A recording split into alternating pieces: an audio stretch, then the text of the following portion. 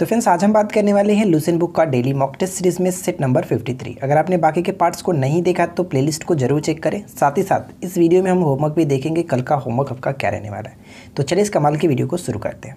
देखिए friends, video को शुरू करने से पहले बात कर लेते हैं कि कल का होमवर्क आपका क्या रहने वाला है। तो हिस्ट्री में हमें पढ़ना है गुप्त साम्राज्य, ठीक है, गुप्त साम्राज्य को पढ़िएगा। ज्योग्राफी की बात करें तो ज्योग्राफी में दो टॉपिक सौरमंडल और महासागरीय धाराएं। इसमें सबसे ज़्यादा इंपॉर्टेंट होगा महासागरीय जो जलधारा है, इनको आप पढ़ेंगे अच्छे तरीके से, ठीक है। पॉलिटी में दो टॉपिक्स आपात उपबंध और एक राज्य भाषा, ये दो टॉपिक्स को कवर करेंगे। फिजिक्स की बात करें तो पृष्ठ तनाव, ये काफ़ी अच्छा टॉपिक्स है और यहाँ पे आपको लुसेंट सब्जेक्टिव पेज नंबर 196 में देखने को मिलेगा। करंट मैंने आपको कल जनवरी दिया था और आज मैं फरवरी दे रहा हूँ। फरवरी 2021 को पढ़ेंगे और ये रिवीजन के पर्पस पे होगा क्योंकि ऑलरेडी हम लोगों ने एक बार कंप्लीट किया था, ठीक है। तो ये रहने वाला कल का होमवर्क। तो चलिए अब आज की इस वीडियो को शुरू करते हैं। देखिए फर्स्ट क्वेश्चन ये है कि सांची किस कला व मूर्ति कला का निरूपण करता है।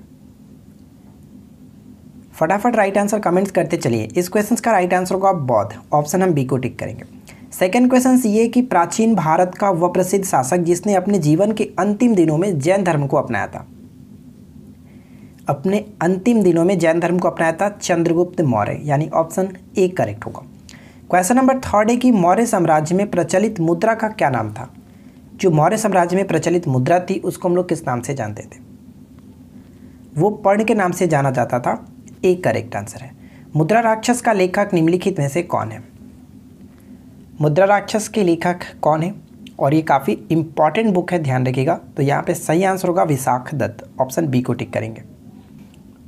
नेक्स्ट प्रश्न ये कह रहा है कि विशाख दत्त के प्राचीन भारतीय नाटक मुद्रा राक्षस की विषय वस्तु है। तो देखिए हम बात करते अगर हम विशाख दत्त के प्राचीन जो भारतीय नाटक मुद्रा राक्षस है, इसका विषय वस्तु क्या है। तो चंद्रगुप्त मौर्य के समय में राज दरबार की दुर्वी संधियों के बारे में वर्णन किया गया, ठीक है। तो ये चीज़ आपको याद रखना है। नेक्स्ट प्रश्न है कि किसने पाटलिपुत्र को पोलीब्रोथा कहा था। पोलीब्रोथा कहा था, किसने पाटलिपुत्र को पोलीब्रोथा कहा था। तो करेक्ट आंसर होगा मेगास्थनीज, ठीक है, Megasthenes, option A correct answer है। नेक्स्ट प्रश्न कि मौर्य काल में एग्रोनोमाई किसे कहा जाता था। मौर्य काल में एग्रोनोमाई किसे कहा जाता था। सड़क निर्माण अधिकारी जो होते थे उनको कहा जाता था, बी को टिक करेंगे। नेक्स्ट प्रश्न है कि निम्नलिखित कथनों पर विचार करें।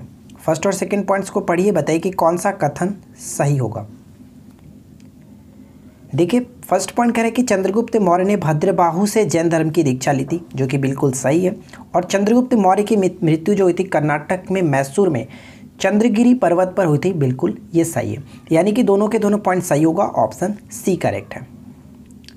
नेक्स्ट प्रश्न बनता है कि दाब के संबंध में कौन सा कथन असत्य है। दाब के संबंध में कौन सा कथन असत्य है। तो देखिए अगर हम यहाँ पे बात करें पहला पॉइंट्स की किसी सतह के एकांक क्षेत्रफल पर लगने वाले बल को दाब कहते हैं, ये बिल्कुल सही है। दाब का एसआई मात्रक न्यूटन प्रति मीटर स्क्वायर होता है, ये भी बिल्कुल सही है। और दाब एक अदिश राशि है, यहाँ पे पॉइंट गलत है, तो ध्यान दीजिएगा दाब एक अदिश राशि है, ये चीज़ गलत किया गया। तो ऑप्शन हम सी को टिक कर सकते हैं। फ्रेंड्स अगर आपको वीडियो अच्छी लगे, क्वेश्चंस अच्छे लगे तो प्लीज़ लाइक कर दीजिएगा, अपने दोस्तों के साथ भी शेयर कर दीजिएगा। नेक्स्ट क्वेश्चन है कि वायुमंडलीय दाब का एसआई मात्रक क्या होता है। कुछ लोग कमेंट्स ये करते हैं कि क्वेश्चंस का लेवल इंक्रीज कीजिए। मैं आपको बता दूं कि यार लुसेंट चल रहा है, तो लुसेंट में जो क्वेश्चंस दिए गए वही क्वेश्चन मैं आपके साथ डिस्कस करता हूं। और अगर आप एक्स्ट्रा क्वेश्चंस देखना चाहते हैं, अगर आपको चाहते हैं कि क्वेश्चंस का लेवल हाई हो, तो आप हमारे प्रैक्टिस सेट को देखिए, जो मैं आपको बिहार एसआई का प्रैक्टिस सेट देता हूँ, उसमें आप जा करके देख सकते हैं। काफ़ी अच्छे क्वेश्चन आपको देखने को मिलेंगे, ठीक है। तो वायुमंडलीय दाब का एसआई मात्रक क्या होता है, तो ऑप्शन ए करेक्ट होगा बार। कभी कभी ये क्वेश्चन पूछा जाता है कि एक बार बराबर क्या कितना होता है। तो ध्यान रखेंगे एक बार बराबर 10 के पावर 5 न्यूटन प्रति मीटर स्क्वायर होता है, ये चीज़ ध्यान में रखेंगे, ठीक है। चलिए अगला क्वेश्चन क्या कह रहा है कि पृथ्वी की सतह से ऊपर जाने पर जी के मान पर क्या प्रभाव पड़ता है। जो गुरुत्वीय त्वरण है जी, इसके मान पर क्या प्रभाव पड़ता है। तो ध्यान दीजिएगा फ्रेंड्स कि पृथ्वी की सतह से ऊपर जाने या फिर नीचे जाने पर जी का मान घटता है, करेक्ट आंसर होगा ऑप्शन ए। नेक्स्ट क्वेश्चन कि बैरोमीटर का पाठ्यांक जब धीरे धीरे ऊपर चढ़ता है तो क्या होता है। बैरोमीटर का पाठ्यांक जब धीरे धीरे ऊपर चढ़ता है तो क्या होता है। तो इस क्वेश्चन का करेक्ट आंसर क्या होगा। बैरोमीटर का पाठ्यांक जब धीरे धीरे ऊपर चढ़ता है तो हम यहाँ पे कह सकते हैं कि दिन साफ होने की संभावनाएं होती है।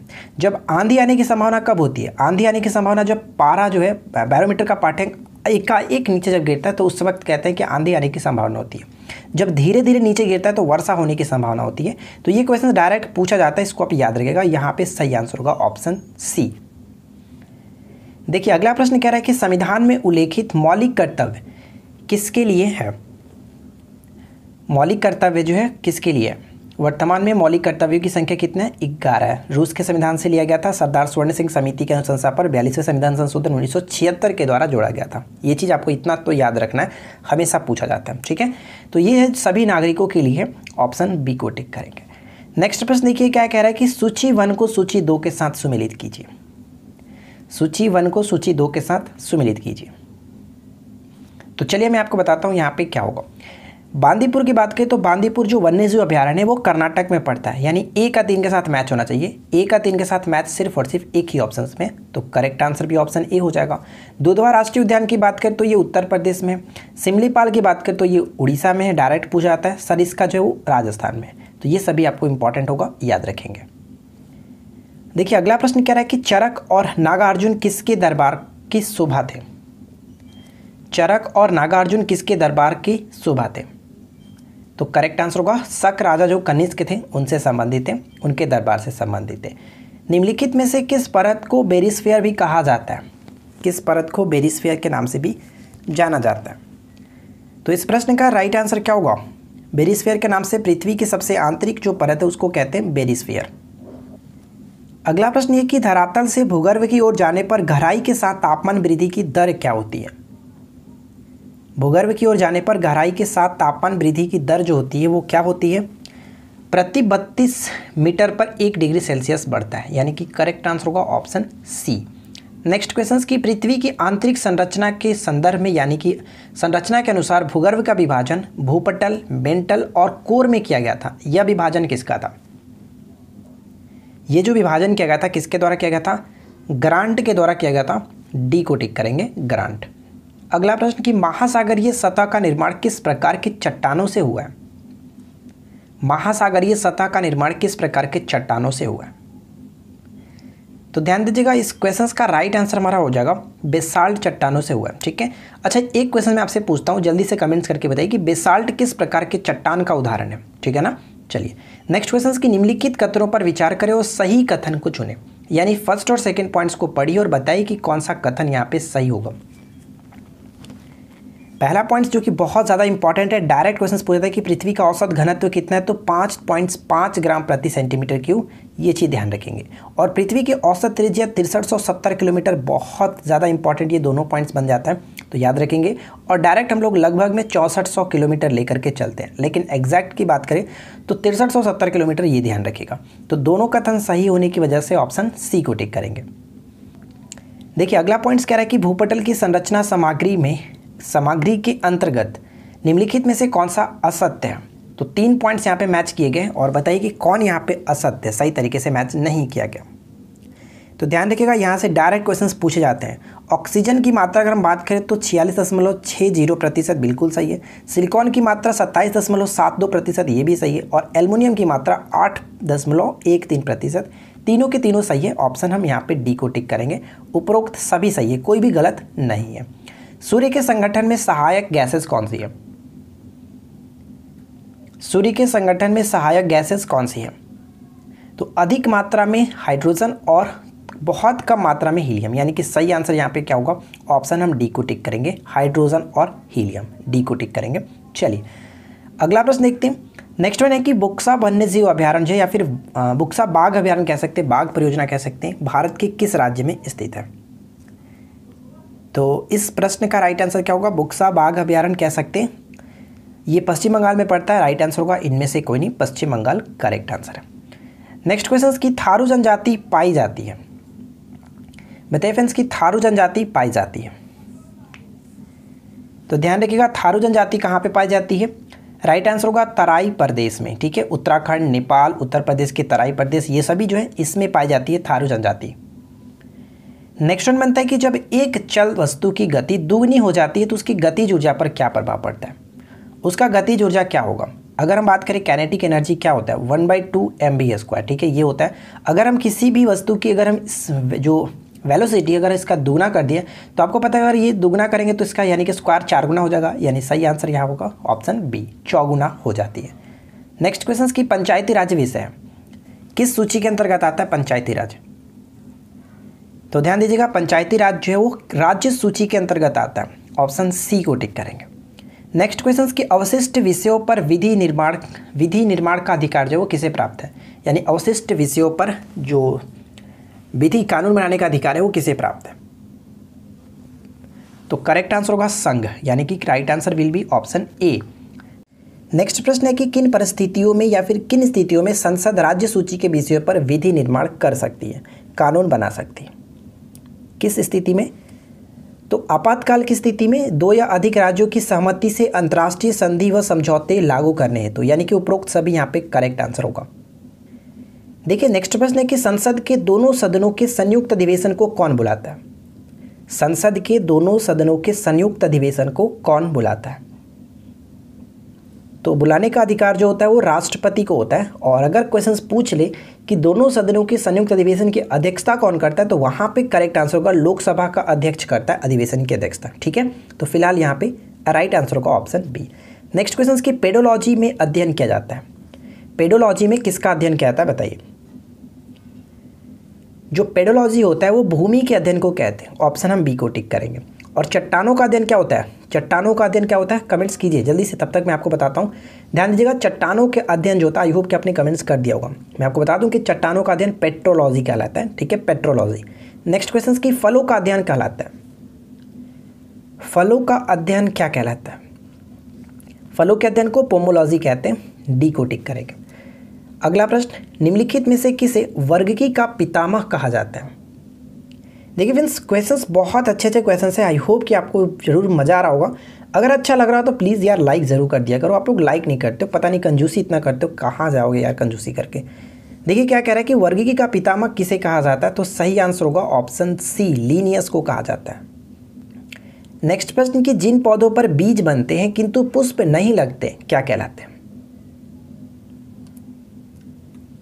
तो इसको हम लोग कहते हैं अनावृत बीजी, ठीक है, अनावृत बीजी, ऑप्शन बी करेक्ट होगा। नेक्स्ट क्वेश्चन की न्यूमेटाफोर्स प्रायः मिलती हैं, न्यूमेटाफोर्स प्रायः मिलती हैं। तो ध्यान दीजिएगा न्यूमेटाफोर्स प्रायः जो मिलती हैं वो मैंग्रोव पादपों में, ऑप्शन हम सी को टिक करेंगे, मैंग्रोव पादपों में। भारत में योजना से संबंधित सबसे पहला विचार प्रस्तुत करने का श्रेय किसे जाता है? भारत में योजना से संबंधित सबसे पहला विचार प्रस्तुत करने का श्रेय किसे जाता है? एम विश्वेश्वरैया, यानी कि राइट आंसर होगा option B M Visvesvaraya. Next question कह रहा है कि पूर्ववर्ती योजना आयोग को आर्थिक मंत्रिमंडल किसने बताया था? पूर्ववर्ती योजना आयोग को आर्थिक मंत्रिमंडल किसने बताया था? अशोक चंद्रा, बी को टिक करेंगे, अशोक चंद्रा। देखिए नेक्स्ट प्रश्न है कि एलईडी का पूर्ण रूप क्या है? एलईडी का पूर्ण रूप होता है लाइट इमिटिंग डायोड, यानी कि सही आंसर होगा option A light emitting diode. विश्व उपभोक्ता अधिकार दिवस कब मनाया जाता है? विश्व उपभोक्ता अधिकार दिवस कब मनाया जाता है? तो प्रत्येक वर्ष विश्व उपभोक्ता अधिकार दिवस 15 मार्च को मनाया जाता है, ऑप्शन ए करेक्ट आंसर होगा। 20 जून क्यों इंपॉर्टेंट है? तो 20 जून को विश्व शरणार्थी दिवस के रूप में मनाते हैं। और इस वर्ष की थीम क्या थी, ये इंपॉर्टेंट होगा। विश्व शरणार्थी दिवस की थीम क्या थी? तो हम कह सकते हैं एवरी एक्शन काउंट्स, ये थीम था, ठीक है। 27 सितंबर क्यों फेमस है? 27 सितंबर को कह सकते हैं कि विश्व पर्यटन दिवस के रूप में मनाते हैं। और 10 दिसंबर तो बहुत ज़्यादा वीवीआई है, इसको याद रखेगा, विश्व मानवाधिकार दिवस के रूप में मनाते हैं 10 दिसंबर को। चलिए नेक्स्ट क्वेश्चन, निम्नलिखित में से कौन सी पुस्तक कालिदास द्वारा नहीं लिखी गई है? कौन सी पुस्तक कालिदास के द्वारा नहीं लिखी गई है? तो करेक्ट आंसर क्या यहाँ पे होगा? मृच्छकटिकम। जल्दी से कमेंट्स कीजिए कि मृच्छकटिकम के लेखक कौन है।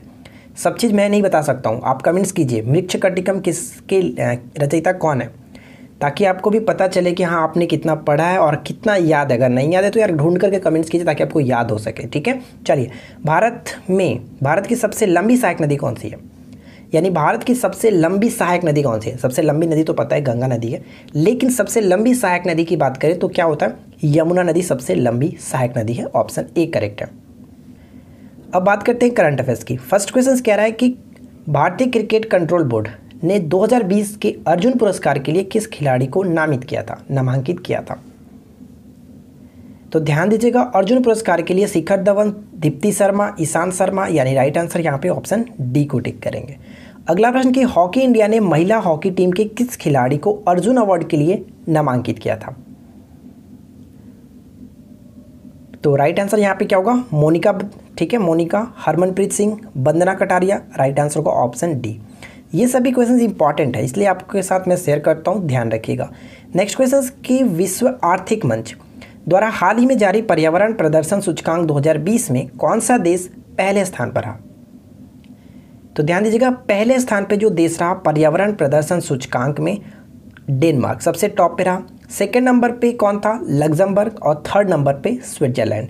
अगर हम बात करें भारत की रैंकिंग क्या थी, तो भारत की रैंकिंग 168 थी, ठीक है। टोटल 180 देशों में भारत की रैंकिंग 168 थी, ये चीज़ ध्यान रखेंगे। चलिए अगला प्रश्न क्या कह रहा है कि ऑस्ट्रेलिया क्रिकेट टीम के किस पूर्व खिलाड़ी को हाल ही में ऑर्डर ऑफ ऑस्ट्रेलिया के सामान्य डिवीजन में अधिकारी नियुक्त किया गया?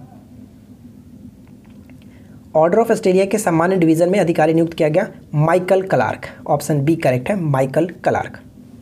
नेक्स्ट क्वेश्चन है कि भारतीय रेलवे ने किस वर्ष तक net zero carbon emission mass transportation network बनाने का लक्ष्य रखा? नेट जीरो कार्बन का जो लक्ष्य रखा गया 2030, यानी कि राइट आंसर होगा ऑप्शन ए।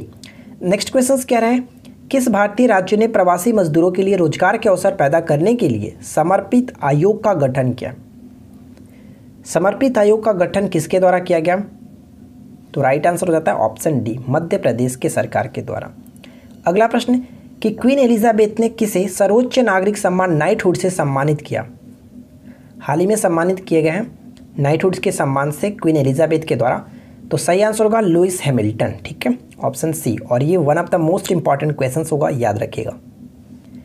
देखिए अगला प्रश्न कह रहा है कि ग्रेट एस्ट्रोनॉमिकल कंजंक्शन जिसे हाल ही में खबरों में देखा गया किन दो ग्रहों की निकटता है?